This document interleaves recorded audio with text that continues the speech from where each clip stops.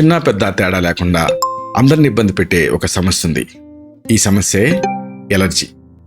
ఈ ఎలర్జీ అంటే ఏమిటి, ఎందుకు వస్తుంది, దీని లక్షణాలు ఏమిటి, దీన్ని తగ్గించుకునే ఉపాయాలు ఏమిటి, ఈ మొత్తం సమాచారాన్ని ఈ వీడియోలో మనం తెలుసుకుందాం.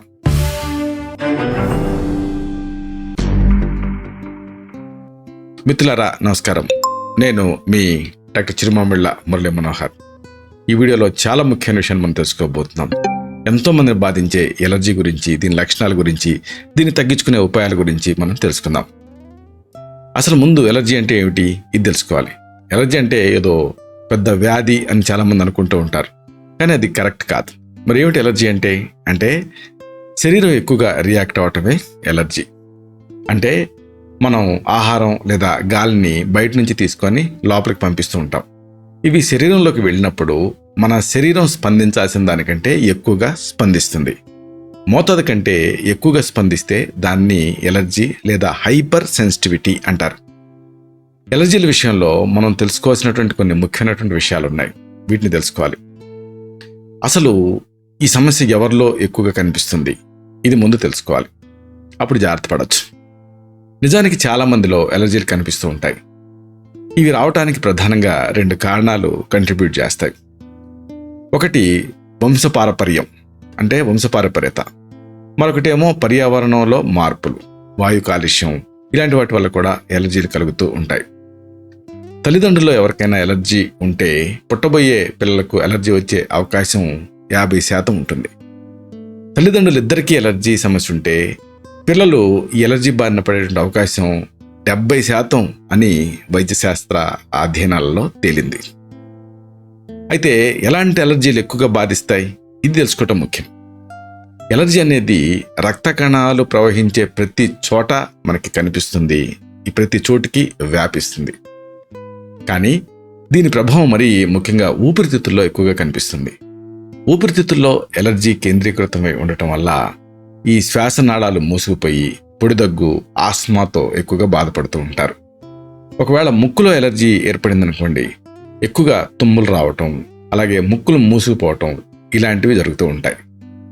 చాలామంది ఈ సమస్య నుంచి బయటపడటానికి సర్జరీలు ఇలాంటివి చేయించుకుంటూ ఉంటారు. కానీ కొంతకాలానికి ఎలర్జీ తిరిగి వచ్చేస్తుంది. దీన్ని ఎలర్జిక్ రైనైటిస్ అంటారు. ఎలర్జీ కళ్ళల్లోకి చేరిందనుకోండి, కళ్ళు ఎర్రబారటం, నీరు గారటం, ఇలాంటివి జరుగుతూ ఉంటుంది. దీన్ని ఎలర్జిక్ కంజంక్టివైటిస్ అనే పేరుతో పిలుస్తారు. చర్మం మీద వ్యాప్తి చెందిందనుకోండి, దురదలు, దద్దుర్లు ఇలాంటివి వస్తాయి. కొంతమందికి ఎలర్జిక్ సైనసైటిస్ ఇబ్బంది పెడుతూ ఉంటుంది. వీటితో పాటు పెదవులు, కళ్ళు, ముక్కు ఇలాంటి అవయవాలకి వాపు రావటం కూడా చాలా మందిలో కనపడుతూ ఉంటుంది. అయితే చాలామంది ఎలర్జీలతో ఇబ్బంది పడుతున్నప్పుడు ఒక ప్రశ్న అడుగుతూ ఉంటారు, ఇది ప్రమాదకరమా అని. ఎలర్జీ మొదట ఒక అవయవంలో ప్రారంభం అవుతుంది. దానికోసం తాత్కాలికంగా మందులు, ఇన్హేలర్లు ఇలాంటివి వాడుతూ ఉంటారు. ఈ సమస్య అప్పుడు తగ్గినట్టు అనిపిస్తుంది, కానీ కొంతకాలానికి ఎలర్జీ మరొక అవయవానికి సోకుతూ ఉంటుంది. ఉదాహరణకు ఆస్మాతో ఉన్న వాళ్ళకి మందులు వాడినప్పుడు ఆస్మా తాత్కాలికంగా తగ్గుతుంది. అయితే కొంతకాలానికి చర్మం పైన లేదా ముక్కులో దాని ప్రభావం కనిపిస్తుంది. పిల్లల్లో ఇలాంటి ఎలర్జీని ఎటోపిక్ డెర్మటైటిస్, ఎటోపిక్ మార్చ్ ఇలాంటి పేరుతో పిలుస్తారు. ఎలర్జీలు బాగా ముదిరిపోతే వాటిని నియంత్రించలేని పరిస్థితికి వచ్చేస్తారు. అందుకే దీన్ని రూట్ కాజ్కి వెళ్ళి అక్కడ దీన్ని ట్రీట్ చేయడం అవసరం. దీనికి ఆయుర్వేదం మీకు సహాయపడుతుంది. అయితే మామూలుగా ఎలర్జీలని ఎలా గుర్తించాలి అంటే ఇదేదో పెద్ద రాకెట్ సైన్స్ కాదు. కొన్ని లక్షణాల ద్వారా దీన్ని గుర్తించవచ్చు. అయినప్పటికీ కూడా ఎలర్జీని గుర్తించడానికి ఈ గ్లోబల్ గోల్డ్ స్టాండర్డ్ టెస్ట్ లేదా ఈ modified allergen skin prick test అనేది ప్రస్తుతం అందుబాటులో ఉంది. నిర్ధారణ పరీక్షల ద్వారా ఎలర్జీ రకాన్ని గుర్తించవచ్చు. మందులు వాడినప్పుడు ఎలర్జీ తగ్గిపోయి తరచుగా తిరగబడుతుంటే మాత్రం ఎలర్జీకి కారణం డీప్ రూటెడ్గా ఉందని అర్థం. అలాంటప్పుడు ఆ ఇమ్యూన్ స్థాయిలో దీనికి ట్రీట్మెంట్ జరగాలి. మన దేశం విషయానికి వస్తే భారత్లో సుమారుగా 25 నుంచి 30 కోట్ల మంది రకరకాల ఎలర్జీలతో బాధపడుతున్నారని అధ్యయనాల్లో తేలింది. తెలుగు రాష్ట్రాల్లో అయితే సుమారుగా 2.5 నుంచి 3 కోట్ల మంది ఎలర్జీలతో బాధపడుతున్నారు. తెలుగు రాష్ట్రాల్లో ఈ చర్మ సంబంధిత అలర్జీలు, ఈఎన్టీ, చెస్ట్కి సంబంధించిన అలర్జీలు చాలా చాలా ఎక్కువ. వంశపారంపర్యంగా ఎలర్జీ ఉండి దాని లక్షణాలు కనపడితే అప్పుడు అప్రమత్తం అవ్వాలి. ఇది చాలా ముఖ్యం. ఏ స్టిచ్ ఇన్ టైం సేవ్స్ 9 అంటారు కదా, లేకపోతే ఇది తీవ్రతరం అవుతుంది. ఎక్కువ కాలం నిలవ ఉండేటటువంటి ఆహార పదార్థాలు తినటం అనేది తగ్గించాలి. సరైన సమయంలో ఎలర్జీని గుర్తించాలి. అలాగే జాగ్రత్తలు తీసుకోవాలి. దీనికి సంబంధించి చక్కటి ఆయుర్వేద మూలికలు, ఔషధాలు ఉపయోగపడతాయి. వీటిని వరుసగా తెలుసుకుందాం. ముందుగా మనం చెప్పుకోవాల్సింది త్రికట్టు చూర్ణం. అంటే 3 కారంగా ఉండేటువంటి పదార్థాల మిశ్రమం. అల్లం, మిరియాలు, అలాగే ఈ సొంఠి, పిప్పళ్ళు, మిరియాలని వీటిని త్రికట్టు అంటారు. సొంఠి అంటే ఎండబెట్టినటువంటి అల్లం, అలాగే పిప్పళ్ళు అంటే లాంగ్ పెప్పర్, మిరియాలంటే బ్లాక్ పెప్పర్. ఈ మిశ్రమం జీర్ణక్రియను మెరుగుపరుస్తుంది. ఇది మీకు ఆయుర్వేద మందుల షాపులో దొరుకుతుంది. దీంతో ఇంటర్నల్గా ఈ ఎలర్జీ మీద ఇది మంచి ప్రభావం చూపిస్తుంది. దీన్ని 1 నుంచి 2 గ్రాముల మోతాదుగా తీసుకోవచ్చు, లేదా దీన్ని టీ లాగా కూడా తీసుకోవచ్చు. త్రికట్టు చూర్ణం. తర్వాత మనం చెప్పుకోవాల్సింది తులసి.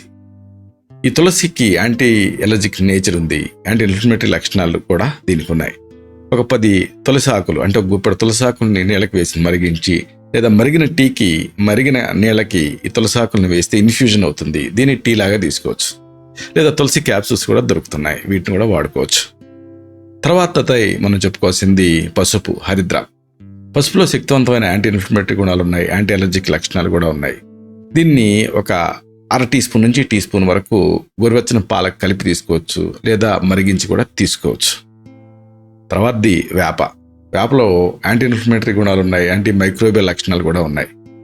ఈ వేప బెరడు మీకు ఔషధంగా ఉపయోగపడుతుంది. వేప ఆకులు కూడా ఉపయోగపడతాయి పొడి రూపంలో. వీటిని మీ అవైలబిలిటీని బట్టి మీరు వాడుకోవచ్చు. తర్వాత అతి ముఖ్యంగా మనం చెప్పుకోవాల్సింది తిప్పతీగ, గుడూచి, గిలాయి. ఇది ఇమ్యూనిటీని పెంచేటటువంటి ఒక మహత్తరమైనటువంటి మూలిక. ఎలర్జీని నిరోధిస్తుంది. ఆయుర్వేద సిద్ధాంతం బట్టి ఇది ఈ శరీరంలో వేడిని, అంటే ఈ ఉష్ణాన్ని, అంటే ఈ పిత్తాన్ని తగ్గించేటువంటి తత్వం దీనికి ఉంది. దీన్ని కషాయం రూపంలో తీసుకోవచ్చు, లేదా మాతల రూపంలో కూడా తీసుకోవచ్చు. ఇంకా కొన్ని ముఖ్యమైనటువంటి మందులు కూడా ఉన్నాయి. ఉదాహరణకు దగ్గు ఉంటే సితోపలాది చూర్ణం అనేది ఉపయోగపడుతుంది. శ్వాసకోశ ఎలర్జీలకి, అలాగే దగ్గు, ఇలాంటి వాటికి ఇది ఉపయోగపడుతుంది. దీన్ని తేనెతో కలిపి తీసుకోవాల్సి ఉంటుంది, 1 గ్రాము నుంచి 2 గ్రాముల మోతాదుగా. తర్వాత ఇమ్యూనిటీని పెంచే అశ్వగంధ. అశ్వగంధ వేళ్ల పొడి మానసిక ఒత్తిడిని తగ్గిస్తుంది, ఇమ్యూనిటీని పెంచుతుంది, ఎలర్జీని బాగా కంట్రోల్ చేస్తుంది. దీన్ని అశ్వగంధని రకరకాల రూపాల్లో దొరుకుతుంది. అశ్వగంధ లేహ్యం, అశ్వగంధ చూర్ణం, ఇలాగా మీ వీలుని బట్టి దీన్ని వాడుకోవచ్చు. తర్వాత మెయిన్గా జలుబుకి సంబంధించిన ఎలర్జీలు ఉంటే లక్ష్మీ విలాస్ రస్ బాగా పనిచేస్తుంది. ఇది ఎలర్జిక్ రైనైటిస్లో అద్భుతంగా ఫలితం చూపిస్తుంది. దీన్ని 1 నుంచి 2 మాత్రల్లో వైద్య సలహాతో వాడుకోవచ్చు. తర్వాతది త్రిఫల. త్రిఫల అనేది ఒక అద్భుతమైన డైజెస్టివ్ టానిక్.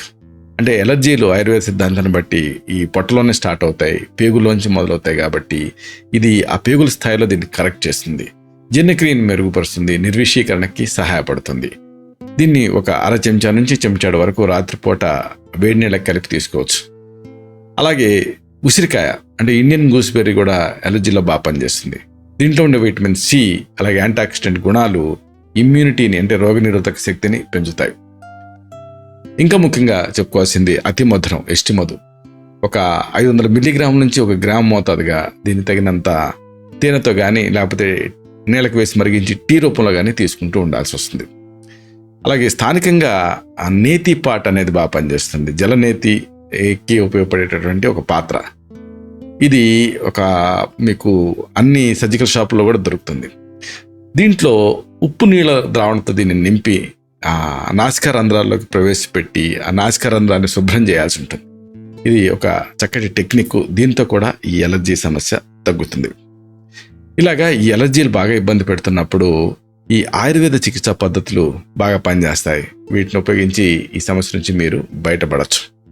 ఇలాంటి మరిన్ని ఇన్ఫర్మేటివ్ వీడియోస్ కోసం ఈ ఛానల్ సబ్స్క్రైబ్ చేసుకోండి. అలాగే ఈ వీడియోలు అప్లోడ్ అవడంతోనే ఆ విషయం మీకు తెలియడం కోసం బెల్ బటన్ని క్లిక్ చేయండి. అన్నిటికంటే ముఖ్యంగా ఇలాంటి అద్భుతమైన చక్కని విషయాలు 10 మందికి ఉపయోగపడటం కోసం ఈ వీడియో తాలూకు లింక్ని మీ సర్కిల్స్తో షేర్ చేసుకోండి. శతం జీవ శరదో వర్ధమానః, శతం హేమంతాన్, శతం వసంతాన్. 100 శరత్తులు, 100 హేమంతాలు, 100 వసంతాలు వర్ధిల్లుతూ జీవించండి. Stay healthy, stay happy, be positive, keep smiling, stay safe. Love you all. శుభం.